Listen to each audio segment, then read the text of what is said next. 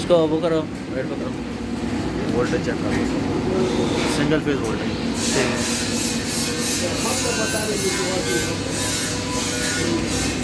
अभी ऑफ हो गया, ठीक है। अब फेस टू फेस, ठीक है। ठीक ठीक हो गया। हाँ फेस के लिए बाईपास के लिए ब्रेकर ये है, ठीक है। डायरेक्ट, ठीक हो गया। ठीक है। अब फेस फिलियर के थ्रू, ये फेस फिलियर के थ्रू मतलब सप्लाई इसको जानी है। ये फेस फिलियर के लिए ऑन करें, ये अब इसके थ्रू ऑन होगा। ये इसको देगा, ये इसको देगा। 4 सेकंड का मैंने फिलहाल टाइम रखा, 4 सेकंड।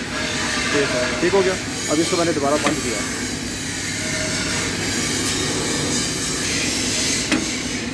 इसको मिनटों में भी कर सकते, सेटिंग यहाँ पे होती है।